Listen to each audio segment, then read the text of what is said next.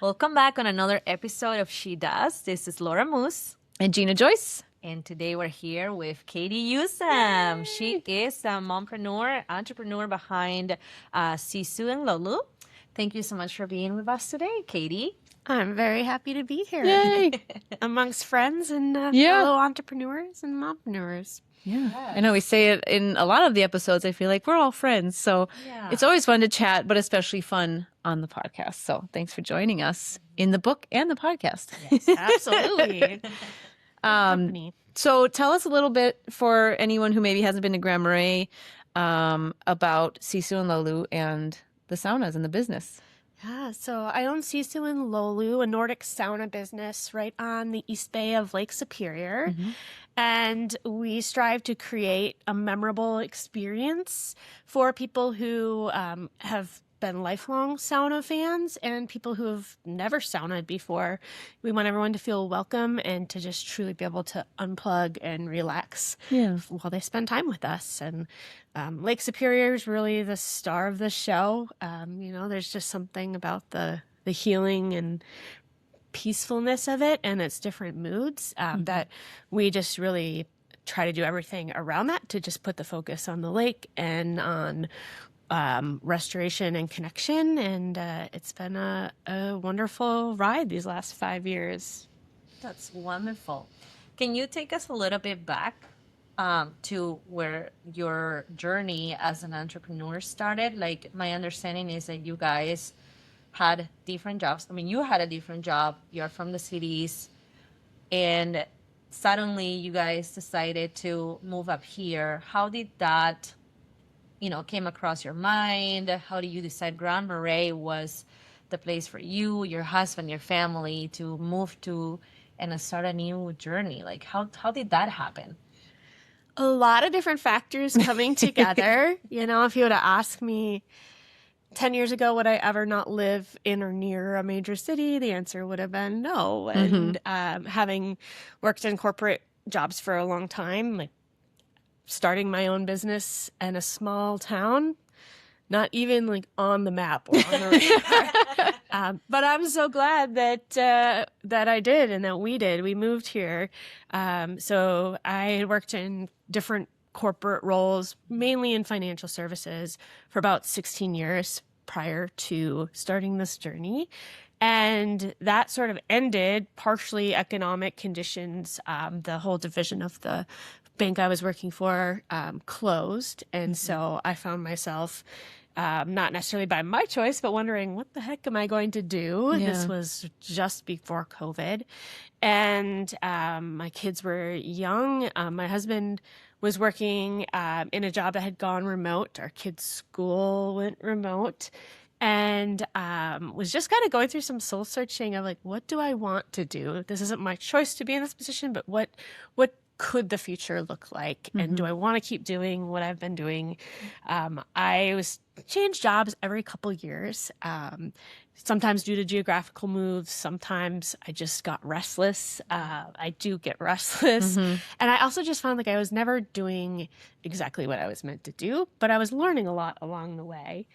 And kind of the factors of COVID, economy, the age that our kids were at, we were spending more time in Grand Marais and on the shore during kind of mid-COVID because we were able to be remote. And we had a family cabin in Hovland that was our second home base. And after months of being here in a different capacity as a visitor, a short-term visitor, really became obvious that this is where we wanted to be. We wanted to live here. We wanted to make this our community, and needed a vehicle to do that and inspiration for that.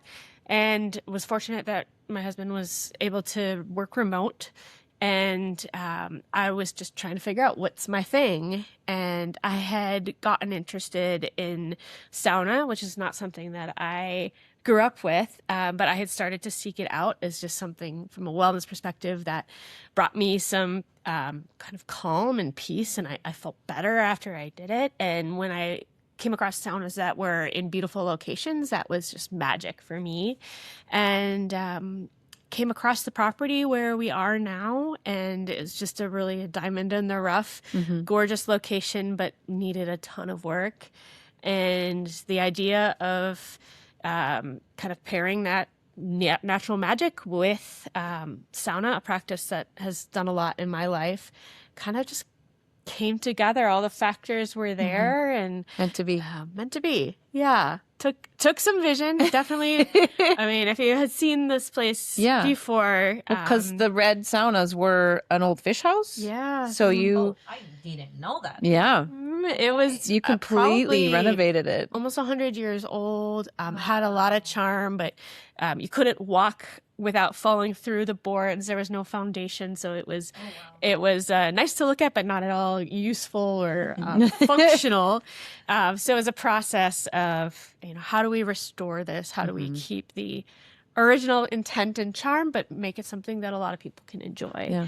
And fortunate to have the old garage. It was a mechanic's garage behind the fish house that was a bit of a blank slate. There was no electricity or water to it. So we were putting in infrastructure, but the structure was there to work with. And that's currently where you have check-in and the kind of the spa, the Yes. showers, and yeah. Yes, I love, you don't need that for sauna, right? You don't need a shower afterwards. You don't need the bathrooms on site, but it sure makes it It's a whole more experience. comfortable experience, Yeah. and perhaps a jumping off point for people coming from up the trail or Hovland or Lutzen who want to then go to dinner or shop around town to just After, kind of be yeah. able to have this base camp for a bit while they're here for the sauna.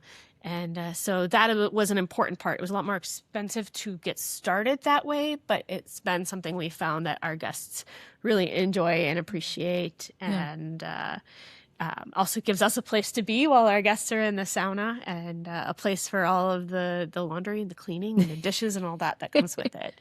Yeah. So the property has been a gift and a lot of work, but also very rewarding. We lived on site for the first couple years, which is how we could purchase it, was to also have it be our home.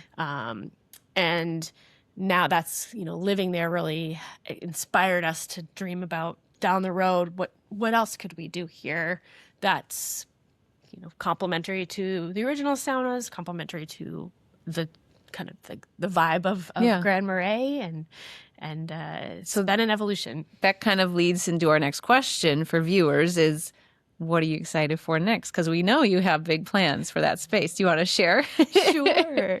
So as we've seen guests just kind of fall in love with the location and the saunas, and come back not only year over year, but if they come to Grand Marais or up the shore a couple times a year, they kind of built us into their routine. And we wanted more of that, more reasons for people to do that, and more ways to share the special perspective on our Artist Point and the location with others, with more people. We found we were filling up fairly often where, our appointments were gone. We couldn't add any more, and people were disappointed. And it also helped us see, though, that there's demand that we're not capturing. We haven't welcomed everyone that wants to be here. What else could we do that makes it even more exciting to come be on the shore and sauna? And the idea of just adding more water elements, because I find water to be very kind of relaxing but healing and therapeutic in its own way. Hot and cold. We already have that with Lake Superior in the original saunas, but how can we introduce more variety? And that's where adding a steam room, adding pools of different temperatures, and a larger sauna that more people can be in at the same time kind of came about. So really building out what we already have and adding variety and some new things, and to take advantage of, the full property in its commercial intent, its zoning for a business, but in a way that I like to think brings some joy and peace to people when they're there. That's amazing. Do you have kind of an idea of when that new portion might open? I know it's a long process to build. It's been a journey, lots of ups and downs, but we are excited to start construction this summer. Amazing. And so we hope by first quarter of 2027, so less than a year from now, we could be up That's and impressive. running. That is so exciting. Yeah. Construction on the shore is always it's always Tricky. better to have flexible expectations, I have found. But we've got a great team and are eager to get started. We'll see when Mother Nature lets go of the rest of the snow and the ground thaws. But this is happening. Amazing. Yeah, we're currently filming. This will probably come out in June, but we're filming right now in April. So it's still cold. It's, snow. That's why we're wearing, warmer stuff. Yeah. But so kind of a follow-up question to that I wanted to ask, you have such an amazing vision, which I admire, and you are so innovative. You launched the saunas, then you did the mobile sauna, then you did the first floating sauna in the US. Now you're expanding with the thermal bathing and the additional sauna space and steam rooms. Where do you find inspiration, first of all, for the innovation, but also what advice would you have to other entrepreneurs who are looking to pursue that growth in their business? Because there's hurdles to overcome, but it's also exciting, and Yeah, I would think so. This is going to be a lifelong thing for me to continue to figure out, but having to lean into just the idea that not everything's going to work. We're not going to hit a home run with every idea, and even if something fails, quote unquote, there's something to be learned and adjustments that can be made. And so with the original saunas, our first year or two were wonderful, kind of exceeded expectations. Adding the floating sauna was exciting and different and created some new challenges. Those were, I would say, hits, which were great, but I knew that wasn't always going to be the case. And so I feel it's important to try and kind of test and learn and be okay that not everything is going to go great. And it's okay to be sad and mourn that, but how can you pivot and kind of reframe and take those learnings and apply them forward? So I don't love it when it doesn't go great. I don't think anyone does, but I've had to become more comfortable with that of what did I learn from that? What does that mean going forward? And how do I bring in more ideas and opinions that aren't just my perspective? And my team has been amazing with that. I appreciate that they're not afraid to give me feedback and to weigh in, and it impacts all of us. We're the way that we interact with guests, the operations and logistics of running the business. So it's more brains are better than one. But yes, you will fail at some point, likely multiple points. And I have gotten better about not internalizing that. I'm not great at that, but just kind of okay, I learned something. It doesn't mean that, this is my entire identity. Right. And it's I am a part failure. of the journey. Yeah. Yes. Yeah. So I would encourage anyone who's working on a business or has an idea to just set your mindset towards this is going to be a journey, and whether you have a home run out of the park or you have a bunch of singles and bunts along the way, as long as you're listening and learning, you'll get there. And maybe it's the first thing, maybe it's the sixth thing, but keep going. Just keep going. Yeah. That's great advice. That's great. I'm glad you're saying that. I feel like we are always scared to fail. We're always scared to make mistakes. When you are about to start something, and this is what happens to me constantly. I'm like, oh my gosh, I'm scared to do this. What if this doesn't go right? What if, I don't know. I just think about always the worst. And then I'm like, no, it's fine. If it goes wrong, there's going to be another opportunity for you, and you're going to learn something from this. So I'm glad that you're mentioning that, because, many of the people that are listening to us are probably entrepreneurs or people that are considering taking a leap of faith, and, they're scared too, but hey, we're doing it. And not everything is perfect. We make mistakes too. And thankfully we have community here to support us and friends. So yeah, That's true. Yeah, And it's normal to share pivot. that. Throughout. Yeah.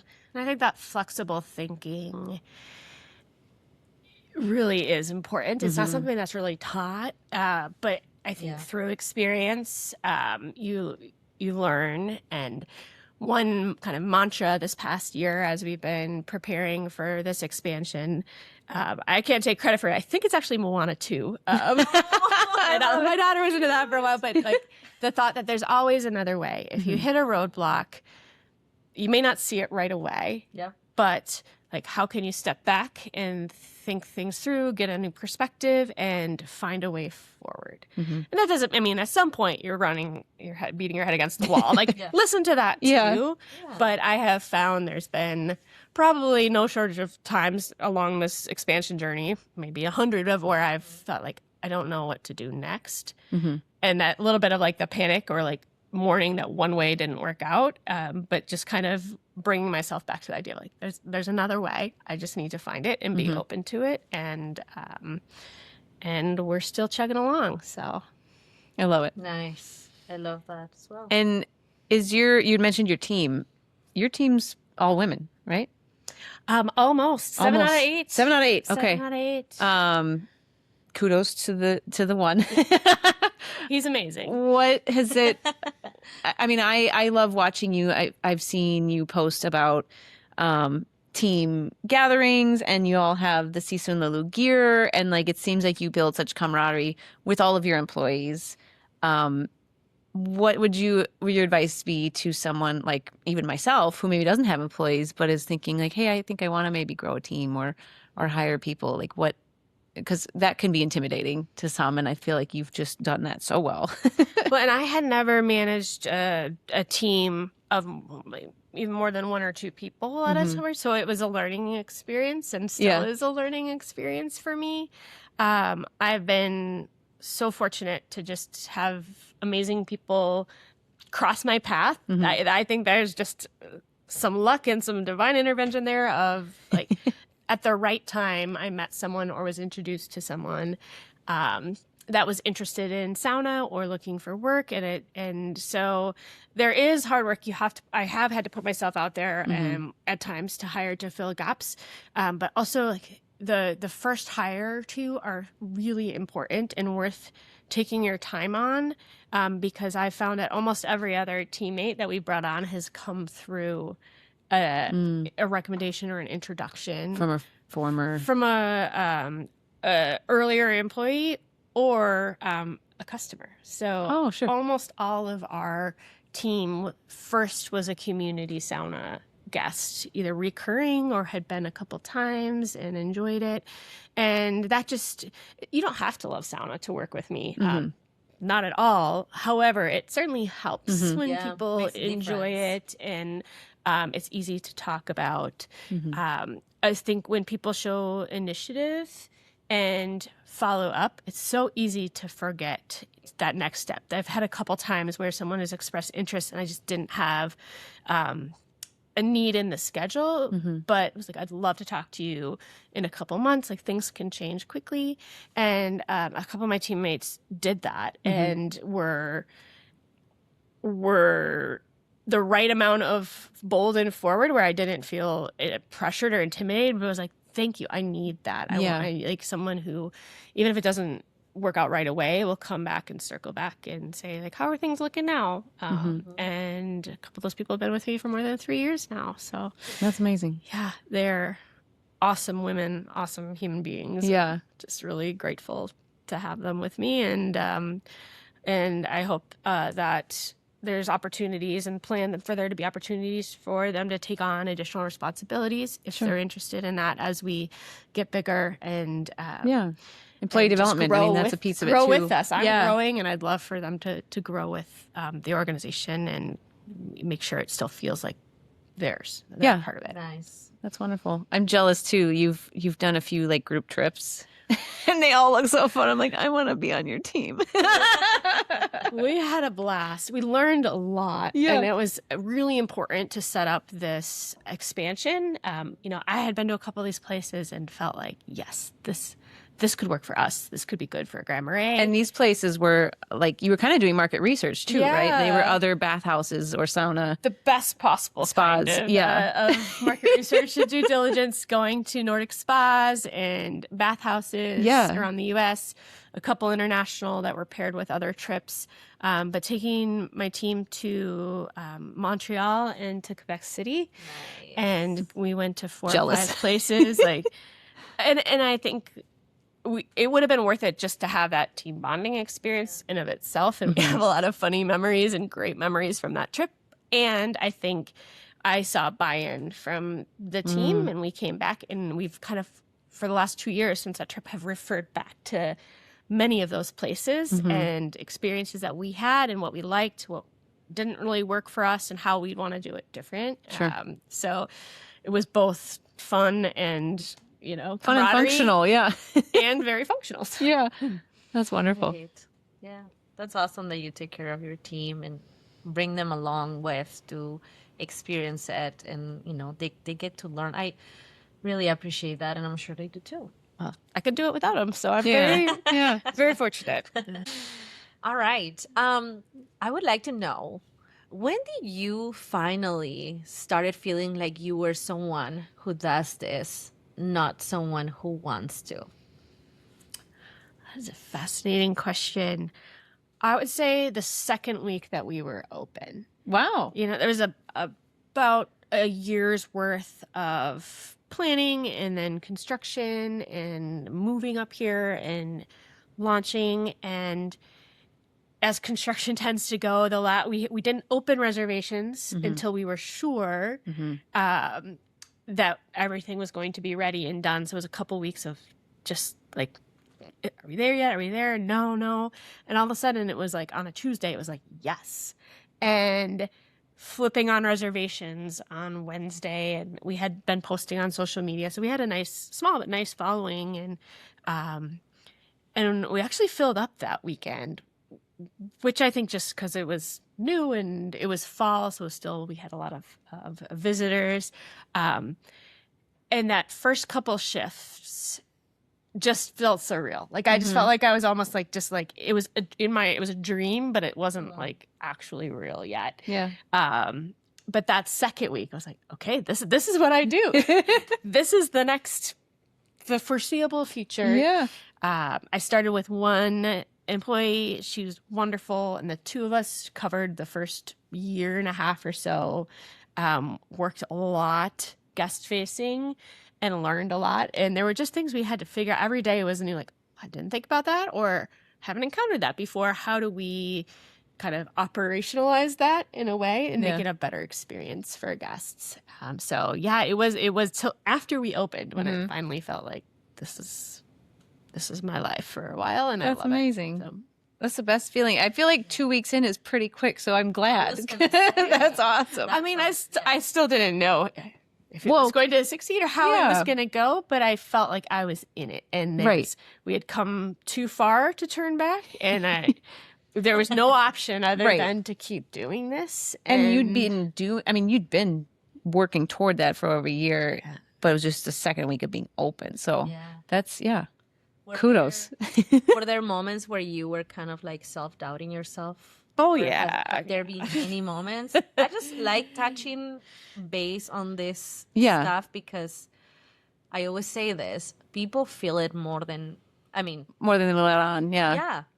So it's just normalizing those feelings and understanding that you who are listening to us, you're not the only one. Like we all feel it. Struggle in some at way. certain times. Yeah. Yeah. Mm-hmm. Yeah. What does your inner critic look like or sound like, and how do you quiet it?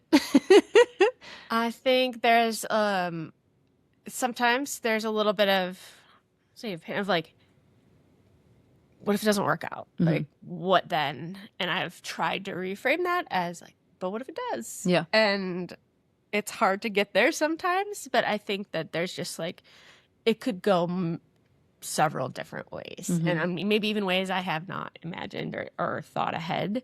But having that optimism to kind of support some of the stress that comes along or the anxiety around a new situation, how do you overcome that?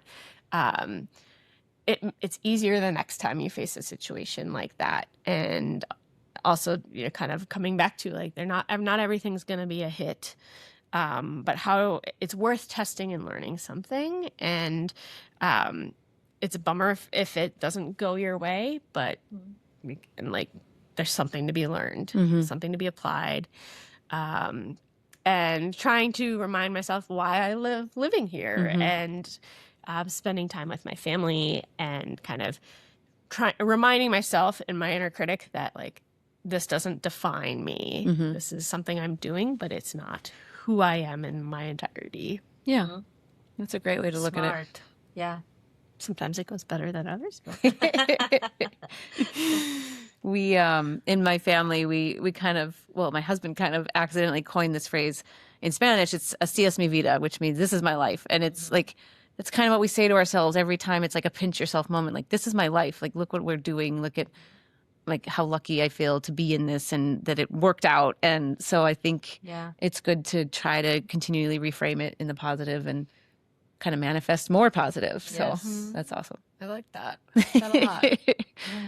It's wonderful we get to do this. It's wonderful we get to do this in this small place. It's wonderful that we have created this special community. I think the three of us have something in common. Neither of us grew up here. We all none of us to, did. Take a leap of faith, move here, start from the ground, create community, put ourselves out there, which is so hard. Yeah. And I mean, once you have like the friends and the connections, it's like, wow, it's wonderful to be here. I'm so thankful. So I don't know. I just wanted to highlight that we didn't grow up here, and it was hard. Let's be honest. It is. No, we did it. And we did it, and we're here having fun. And This is our home. Yeah. This is our community. And I think that's something really common amongst a lot of us here, though, and hopefully in whatever community you find yourself in. But there's a lot of intention. Like we moved far away from cities with intention, but we also got involved in our community with intention, and we started our businesses with intention, and we show up. With intention. And we're doing this for each other, with intention, hoping that more people out there are listening to us and they just like have this like energy to go out and just do what they are feeling they have to do, whether that is scary or not. And I think being a mom and an entrepreneur, like kind of you're doing that on multiple fronts. And I found that helps because you are putting yourself out there for your kids and they're doing the same, and you're meeting people through school and activities, summer camp, and you're also doing that in your professional life, and there's a lot of overlap, and I love that. That is something unique to living in a smaller town, living in a rural community, and while you give up some anonymity, you're never going to go to the grocery store or the post office and not see someone you know. And there's times where I miss that, but at the same time, like how wonderful to walk through and be able to say hello to several different people, ask them how they're doing. Yeah. It's a really beautiful thing.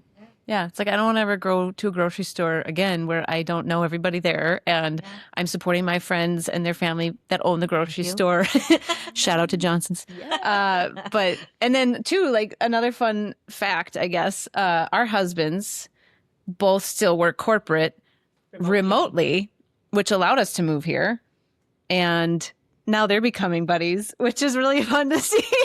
They're going on a fishing trip together. Yeah, but like they have such a different experience of Grand Marais than we do because, we're so entrenched in the business community here.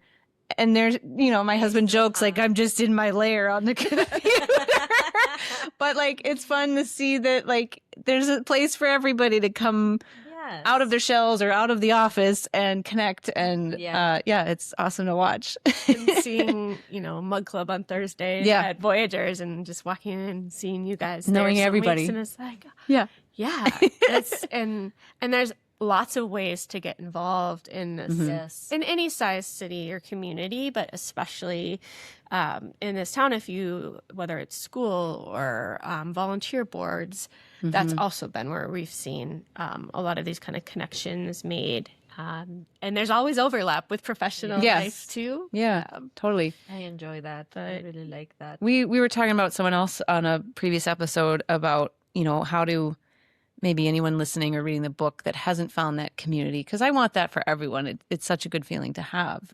And I didn't have it before here, and now I'm so grateful to have it. But how do you build it or find it if you don't have it where you live? And I think something even as simple as like start a knitting circle or find someone that wants to go on a coffee walk in the mornings with you. Like just the little things that can really turn into bigger growth of community and friendship. So Yeah. yeah. And think about the needs too that your community has. Sometimes there are plenty of ideas there and more people can volunteer and sign up and we'll bring more people together.